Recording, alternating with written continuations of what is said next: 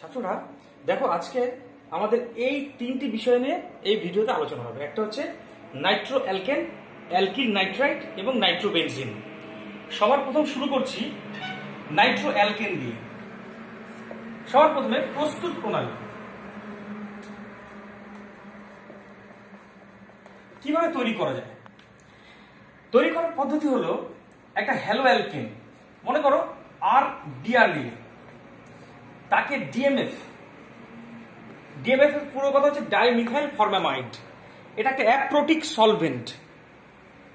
এই অ্যাপ্রোটিক সলভেন্টে অ্যালকিল হ্যালাইডের সাথে তুমি NaNO2 বিক্রিয়া করাও। NaNO2 বিক্রিয়া করালে Na এবং বিআরটা বেরিয়ে যায়, তৈরি হয় RNO2। এর একটু মেকানিজমটা দেখাবো, কিন্তু আগে বলে রাখি এখানে NaNO2 মানে এখানে আছে Na+ এবং NO2-।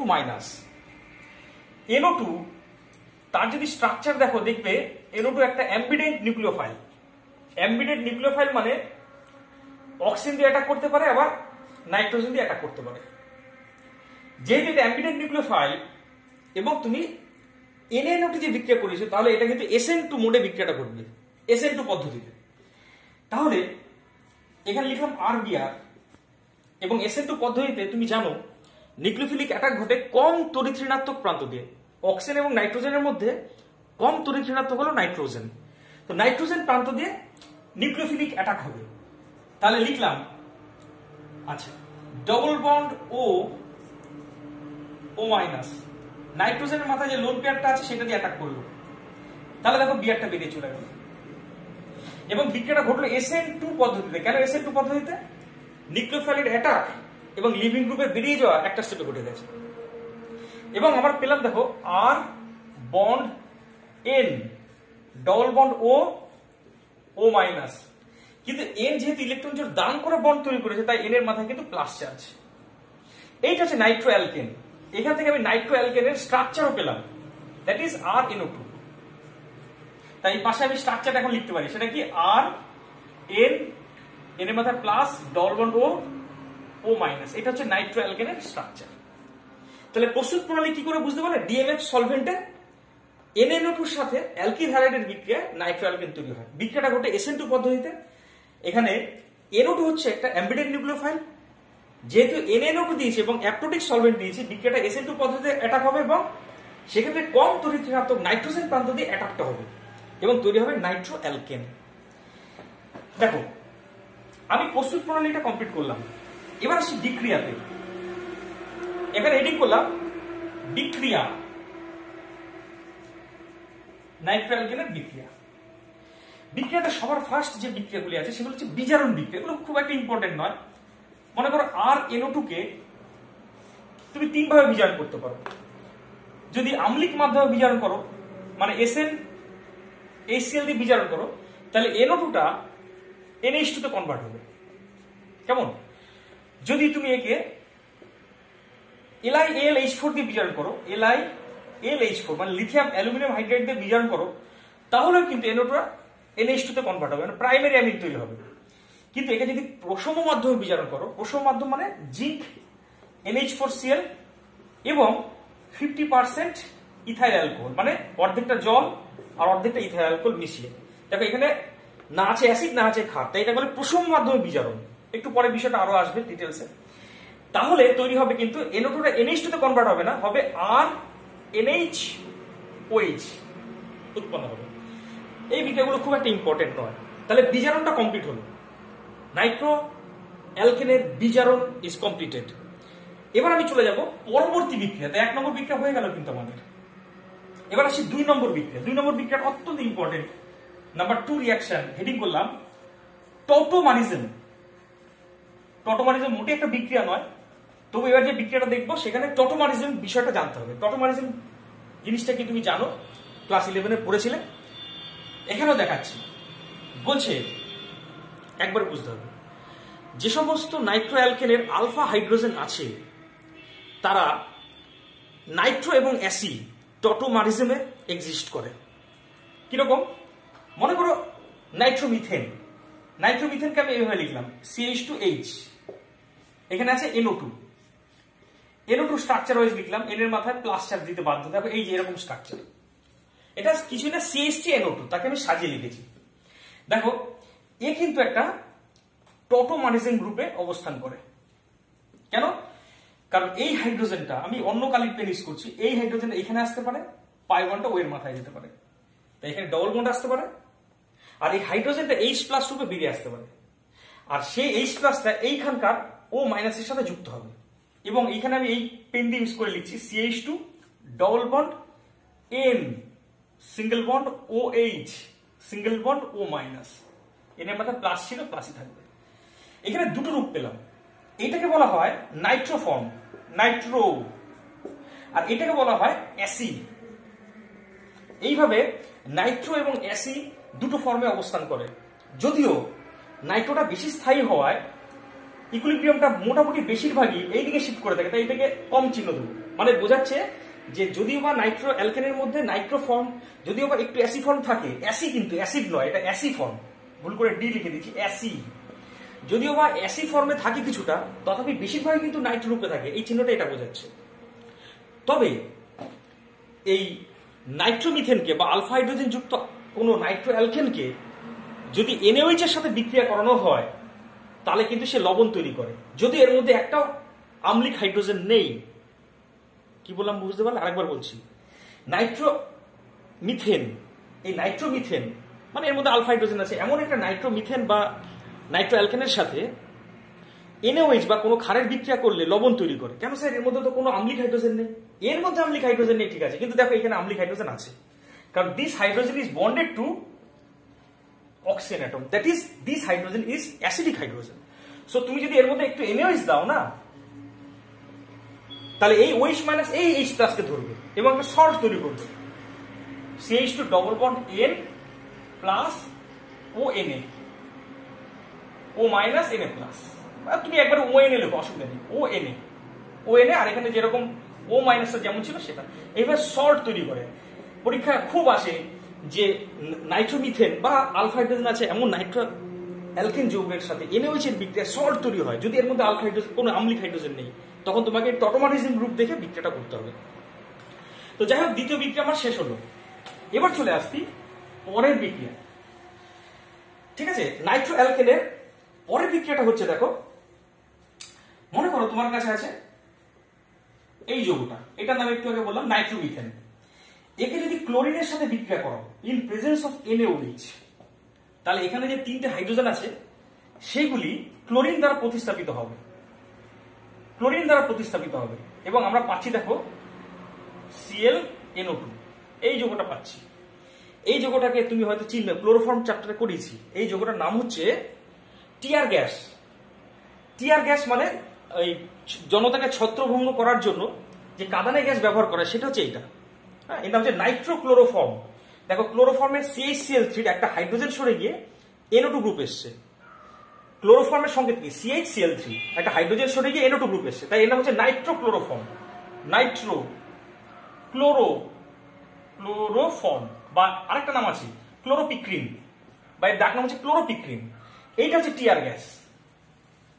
টিয়ার গ্যাস, এটা দিয়ে জনতাকে ছত্রভঙ্গ করা হয়, টিয়ার গ্যাস। তো এই একটা বিক্রিয়া ছিল ইম্পর্টেন্ট, আর কিছু নেই।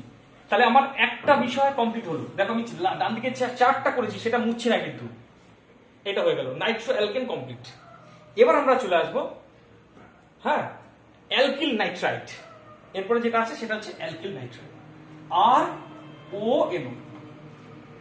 এই যৌগটা তোমার সবার প্রথমে প্রস্তুত প্রণালী, এটা কিভাবে তৈরি করা হয়, প্রস্তুত প্রণালী। দেখো এটাকে তৈরি করতে গেলে তোমার অলরেডি আইডিয়া করেছে অনেকে, RBr, তার মধ্যে দেবো কি AgNO2। দেখো AgNO2 মানে Ag+, NO2-। একটু আগে দেখালাম একটা অ্যাম্বিডেন্ট নিউক্লিওফাইল। অ্যাম্বিডেন্ট নিউক্লিওফাইল মানে তোমার জানা আছে এ এইখান থেকে অ্যাটাক করতে পারে বা এইখান থেকে অ্যাটাক করতে পারে। এখন Ag দেওয়া মানে বিক্রিয়াটা SN1 মোডে ঘটবে। কেমন? SN1 মোড মানে আগে Ag+, Br- কে টেনে বার করবে, এটা থাকলো এখানে সাইডে রেখে দিলাম, পরে লাগবে কাজে। Ag+, Br- কে টেনে বার করলো, দিয়ে কিসের অধক্ষেপ তৈরি করলো? দেখো Ag Br এর অধক্ষেপ তৈরি করলো, সাইড প্রোডাক্ট, এবং একটা কার্বোক্যাটায়ন তৈরি করলো। কেমন? এটা কার্বোক্যাটায়নে পরিণত হবে। এবার এই যে NO2টা যেটা কিনা এটা মানে একটা অ্যাম্বিডেন্ট নিউক্লিওফাইল, সেটাকে আমি যদি স্ট্রাকচার ওয়াইজ লিখি N O minus double bond ও লোন পেয়ার, দুটো অ্যাটাকিং সাইড, কিন্তু কখনোই নাইট্রোজেন প্রান্ত দিয়ে অ্যাটাক হবে না। বিক্রিয়াটা যেহেতু SN1 পদ্ধতিতে ঘটছে, অ্যাটাকটা হবে বেশি তড়িৎ ঋণাত্মক নাইট্রোজেন প্রান্ত দিয়ে। কেমন? তাহলে তৈরি হচ্ছে দেখো RONO, এইটা হচ্ছে অ্যালকিল নাইট্রাইট।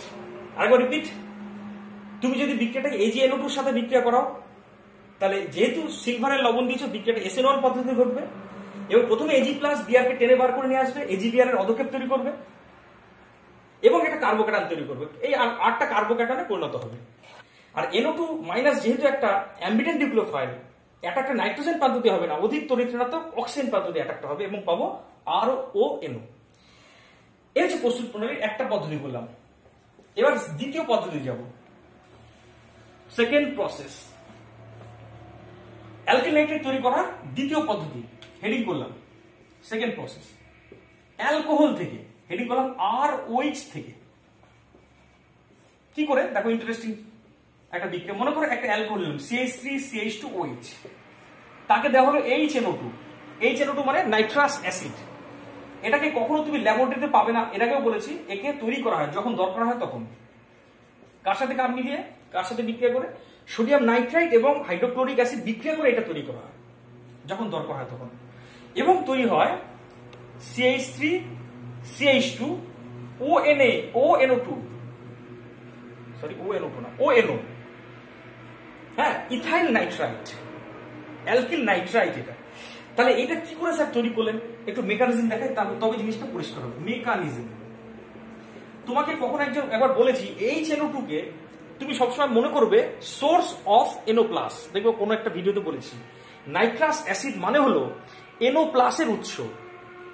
তাহলে NO+ এর উৎস কেন সেটা একটু দেখাই আগে। দেখো HNO2টা তাকে আমি লিখতে পারি OH বন্ড NO, কেমন? আর মাধ্যমে যেহেতু অ্যাসিড থাকে, মাধ্যমে প্রচুর অ্যাসিড আছে, তাহলে H+ কে এই OH এর লোন পেয়ার গিয়ে ধরবে, তাহলে তৈরি হবে দেখো OHNO। এখন ও এর মাথায় প্লাস চার্জ দিতে আমি বাধ্য, কেন? কারণ যেহেতু অক্সিজেনটা ইলেকট্রন জোড় দান করে H+ কে ধরেছে।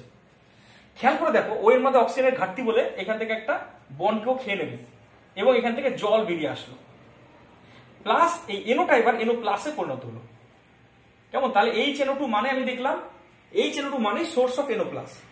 এবার তুমি এই NO+টা বিক্রিয়া করবে ইথাইল অ্যালকোহলের সাথে। তাহলে ইথাইল অ্যালকোহলের সাথে এবার এই বিক্রিয়া করবে কিভাবে দেখা যায়?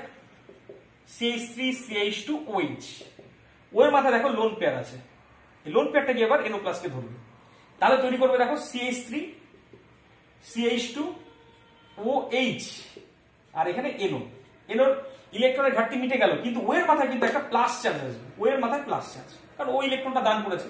এই বন্ডটা এবার খুলে চলে আসবে। যদি এই বন্ডটা খুলে চলে আসে, তাহলে একটা H+ বেরিয়ে আসলো, আর তৈরি হবে দেখো CH3CH2O থাকলো NO। এইটা হচ্ছে ইথাইল নাইট্রাইট। দেখো এই যে ওটা পেয়ে গেছে, এইটাও যা মেকানিজমটা দেখালাম। শোনো, এবার RONO অ্যালকাইল নাইট্রেটের কোনো ইম্পর্টেন্ট বিক্রিয়া নেই, কোনো ইম্পর্টেন্ট বিক্রিয়া নেই। এই বিক্রিয়া সম্পর্কে আর কিছু বলবো না।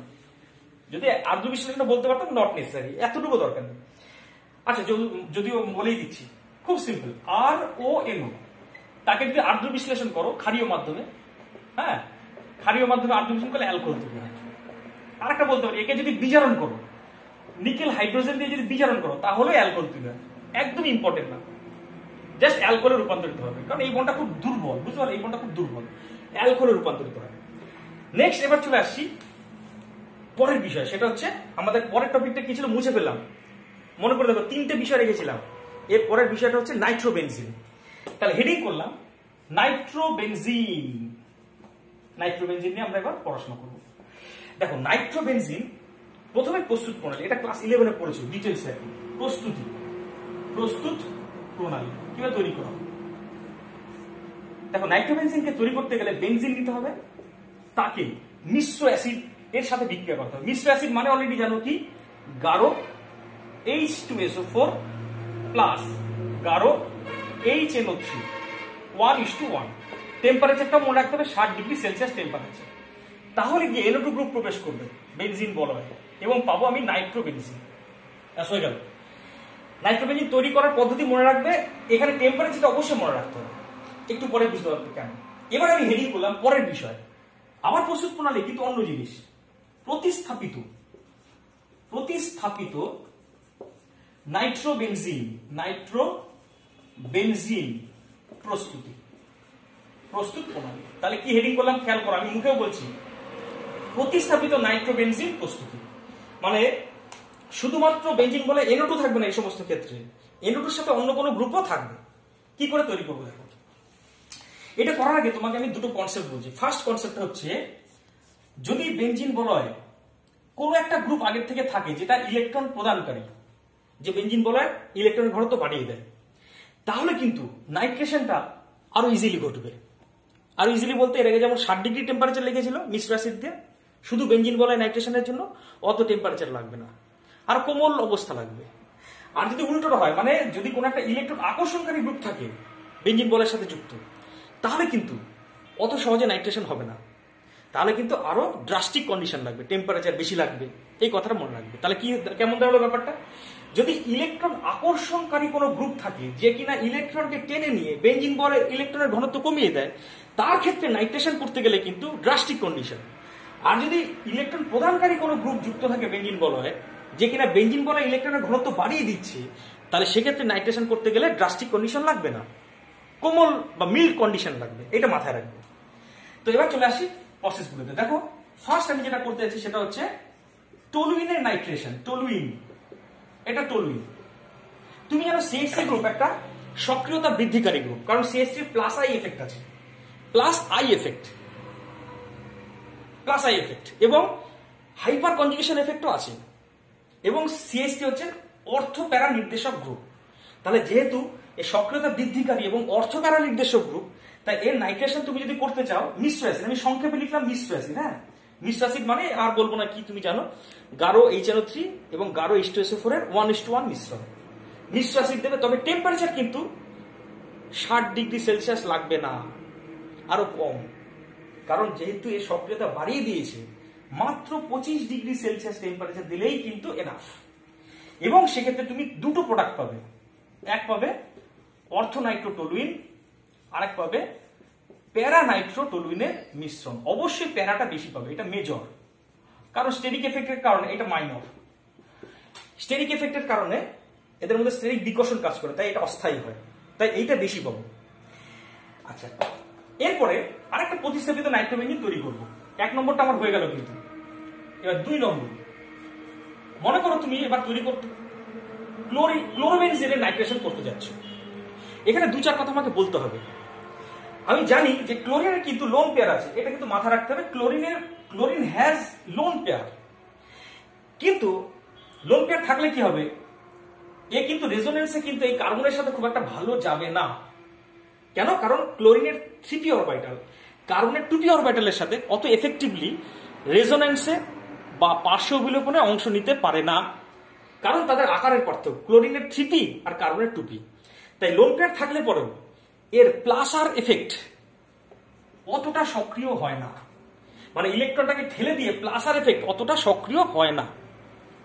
ইনস্টেড অফ দ্যাট, এর পরিবর্তে ক্লোরিন যেহেতু খুব তড়িৎ ঋণাত্মক, তাই এর মাইনাস আই এফেক্টটা খুব শক্তিশালী হয়, মানে ইলেকট্রনকে টেনে নিতে পারে। তাই ক্লোরিনকে আমি সক্রিয়তা বৃদ্ধিকারী গ্রুপ বলবো না, সক্রিয়তা হ্রাসকারী গ্রুপ। কেন বুঝতে পারছো? কারণ ক্লোরিনের প্লাস আর এফেক্টের থেকে ইলেকট্রন আকর্ষণকারী মাইনাস আই এফেক্টটা বেশি শক্তিশালী। এবার তুমি যদি একে নাইট্রেশন করতে চাও, তোমাকে একটু ড্রাস্টিক কন্ডিশন লাগবে, মানে 60 ডিগ্রি নয়, শুধু বেনজিনের নাইট্রেশন করতে যেমন 60 ডিগ্রি টেম্পারেচার লাগে, এখানে তার থেকে একটু বেশি লাগবে। এবং তুমি এখানে মিশ্র অ্যাসিড দিলে এবং টেম্পারেচার লাগবে 100 ডিগ্রি সেলসিয়াস। কেন? বুঝতেই পারছো, কারণ Cl2 অ্যাকচুয়ালি সক্রিয়তা হ্রাসকারী গ্রুপ এবং এ কিন্তু অর্থপ্যারা নির্দেশক গ্রুপ, সক্রিয়তা হ্রাসকারী অর্থপ্যারা নির্দেশক গ্রুপ। তাই একটা NO2 অর্থতে যাবে আর একটা NO2 প্যারাতে যাবে, এবং এইটাই কিন্তু মেজর প্রোডাক্ট। একই কারণ, স্টেরিক এফেক্টের কারণে এইটা অস্থায়ী, তাই এটা বেশি পাবো, এটা কম পাবো। এরপরে আছে নাম্বার 3 হচ্ছে আমি অ্যাসিটানিলাইডের নাইট্রেশন করবো। অ্যাসিটানিলাইড বলতে NHCOCH3। এর যদি নাইট্রেশন করতে চাও মনে রাখবে এটা কিন্তু অর্থ প্যারা নির্দেশক এবং সক্রিয়তা বৃদ্ধিকারী গ্রুপ, সক্রিয়তা বৃদ্ধিকারী এবং অর্থ প্যারা নির্দেশক গ্রুপ। তাহলে একে যদি তুমি নাইট্রেশন করতে চাও মিশ্র অ্যাসিড দেবে এবং টেম্পারেচার অনেক কম লাগবে। কেন টেম্পারেচার কম লাগলো বুঝতেই পারছো, এটা সক্রিয়তা বৃদ্ধিকারী গ্রুপ। এবং নবাগত যে NO2 গ্রুপটা সেটা যাবে এর সাপেক্ষে অর্থতে, এর সাপেক্ষে অর্থ মানে এইখানে একটা NO2 গ্রুপ যাবে এবং ওর সাপেক্ষে প্যারাতে একটা NO2 গ্রুপ যাবে, মানে NHCOCH3 নিচে প্যারাতে আর একটা NO2 আসবে। তবে এইটা মেজর, একই কারণ, এটা স্টেরিক এফেক্টের কারণে এটা অস্থায়ী, তাই এটা কম পাওয়া যাবে, এইটা মেজর প্রোডাক্ট। কেমন, তিনটে হয়ে গেল। এবার চলে আসি প্রতিস্থাপিত নাইট্রোবেনজিন তৈরির পরের প্রসেস, মানে 4 নম্বর বিক্রিয়া। তোমাকে নাইট্রোবেনজিনের নাইট্রেশন করতে হবে। তুমি জানো নাইট্রোবেনজিনের NO2 গ্রুপটার -I এফেক্টও আছে, -R এফেক্টও আছে। তাই এই ইলেকট্রনকে এত জোরে টানবে যে এখানে ইলেকট্রনের ঘনত্ব অনেকটা কমে যাবে। তাই শুধু মিশ্র অ্যাসিড দিয়ে নাইট্রেশন হবে না, পরিবর্তে একে নাইট্রেশন করতে গেলে লাগবে ধূমায়মান, শুধু ধূম লিখলাম, ধূমায়মান HNO3 প্লাস গাঢ় H2SO4 এর মিশ্রণ এবং টেম্পারেচার 100 ডিগ্রি সেলসিয়াস এবং NO2 মেটা নির্দেশক। তাই নবাগত NO2 গ্রুপটা মেটা অবস্থানে প্রবেশ করবে, মেটা ডাইনাইট্রোবেনজিন পাবো। এরপর আছে টলুইন TNT প্রস্তুতি, TNT প্রস্তুতি। TNT কি করে তৈরি করা হয় বা দেখব। TNT মানে ট্রাইনাইট্রোটোলিন তৈরি করতে গেলে পরে স্টেপটা জাস্ট ফলো করে যাও। TNT একটা খুব বিস্ফোরক পদার্থ। তাহলে একে প্রথমে মিশ্র অ্যাসিড দেবো, টেম্পারেচারটা মনে রাখবে 333 কেলভিন টেম্পারেচার। তাহলে এই যেহেতু অর্থ প্যারা নির্দেশক, তাই তুমি অর্থ পজিশনে NO2 যাবে এমন পাবে, আবার প্যারা পজিশনে NO2 যাবে, এই দুটোর মিশ্রণ পাবে।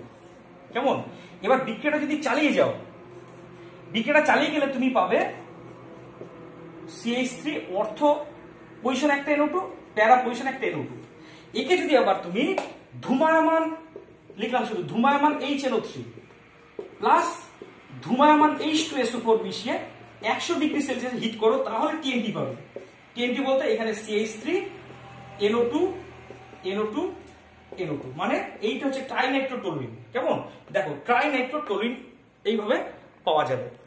আর এরপরে যদি বলি TNB প্রস্তুত করো, এখানে লিখে দিলাম TNB প্রস্তুতি।